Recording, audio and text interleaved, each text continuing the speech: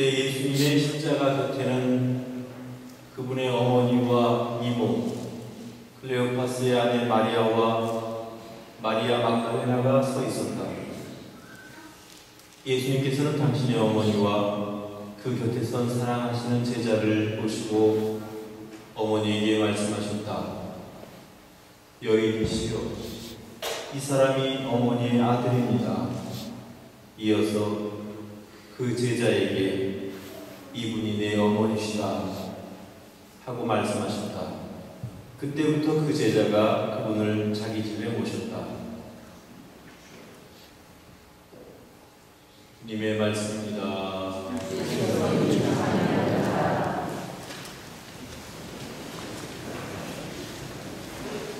우리가 1년 중 어떤 계절이 가장 좋은 계절인가 생각해보면 개인적으로 좋아하는 취향에 따라서 각자 다를 수 있지만 보편적으로 보면 5월이 가장 좋은 계절이 아닌가 생각합니다. 그렇습니다. 이거 노클랜드뿐만이 아니고 전 세계적으로 5월 부르면 굉장히 좋은 계절입니다. 가장 좋은 계절 그러면 5월이라고 할 수 있습니다. 무엇보다도 생기가 돋아나고 또 모든 만물이 새롭게 시작되면서 생기를 얻기 시작하는 그런 그야말로 기가 충만한, 그리고 사방에 꽃들이 피고 아름다운 계절이기 때문에 그런 5월이 가장 좋은 계절이라고 할 수 있는데, 그래서 교회는 가장 좋은 계절인 5월을 어머니께 봉헌하고 5월을 성모성으로 정해서 전통적으로 내려오고 있습니다.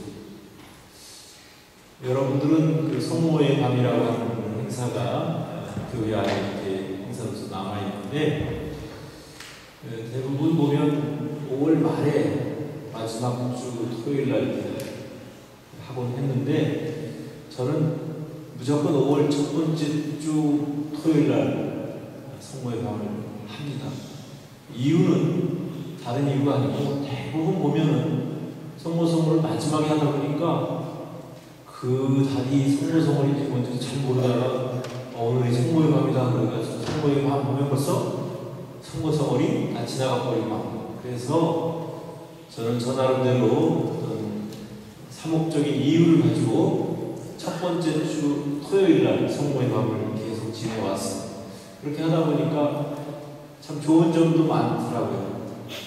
근데 단점은 한국 같은 경우에는 좀 이렇게 좀 활짝 그 꽃이 피기 전에 좀 이를 때가 있어서 그럴 때 조금 좀 거창한 계절이 아니다 그런 생각이 들 때도 있지만, 대부분은 5월 첫 주에 이렇게 함으로써 교우들도 그래 5월 성모의 성월이니까 성모님을 본받아서 열심히 살자고 결심을 하게 됩니다.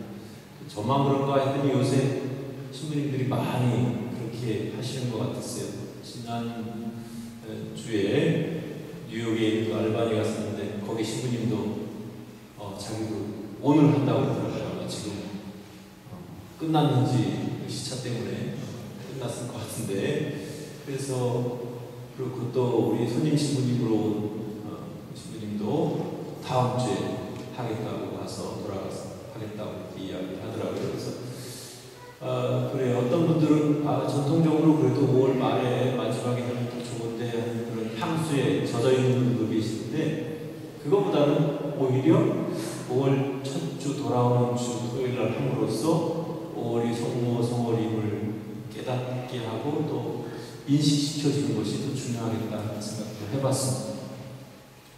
오늘 성모의 밤을 이렇게 준비하면서 제가 이번 성모의 밤에는 무슨 말씀을 드리면 좋을까 하는 생각을 했는데 문득 그런 생각이 들었습니다. 고진감래. 고통의 나날이 끝나면 낙이 온다. 고난을 마치고 나면 즐거움이 온다. 그런 뜻이겠죠. 정말 성모님의 생애야말로 진짜 그 고난 중에도 그보다 더 큰 고난은 없었을 것 같다는 생각을 합니다. 전의 몸으로 잉태했죠. 또 뿐만 아니라 예수님을 낳을 때도 제대로 된 방도 잡지 못하고 결국은 마국간에서 아이를 낳아야 되는, 예수님을 낳아야 되는 그런 어려운 지경이 되기도 했고, 또 뿐만 아니라 이제 좀 아기 예수님을 낳고 기뻐하기도 전에 또 헤로데의 그 추격을 받아서 이집트로 또 아이와 함께, 아기 예수님과 함께 피신을 나가야 했죠.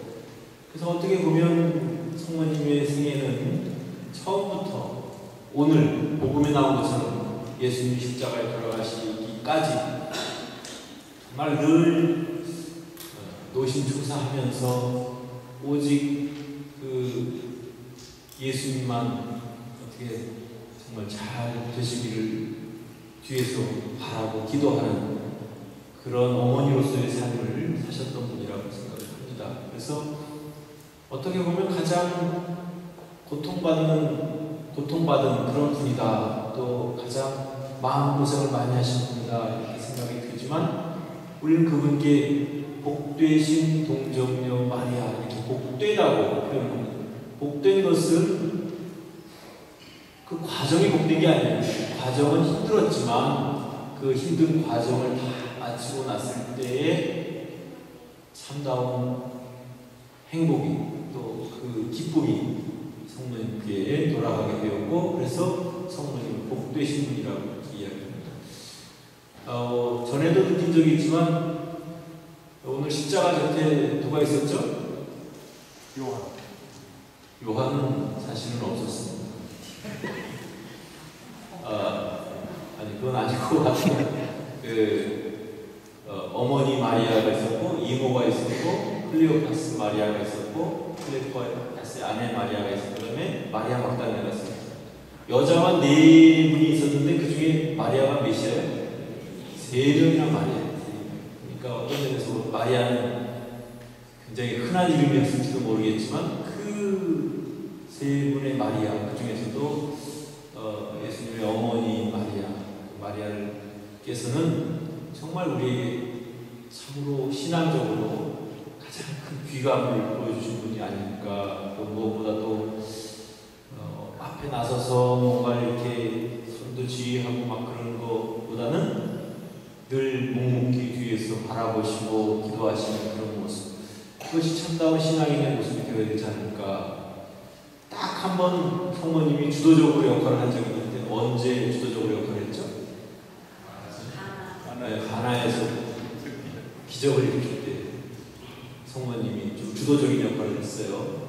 그렇지만 나머지는 하나도 주도적인 역할을 하시지 않으시고 묵묵히 그냥 바라보시고 가슴앓이 하시고 그랬던 성모님이십니다. 그래서 사실 우리도 신앙생활 제대로 열심히 하려고 하다 보면 알게 모르게 마음의 상처도 많이 받고 또 참아야 하고 또 때에 따라서는 좀 억울하다는 생각이 들 때도 있을 겁니다. 그러나 그런 것을 다 묵묵히 참아받을 수 있고 그것을 극복했을 때 우리에게는 참 기쁨이 오는 것이고 즐거움이 오는 것이고 영원한 삶을 살아가게 되는 것입니다.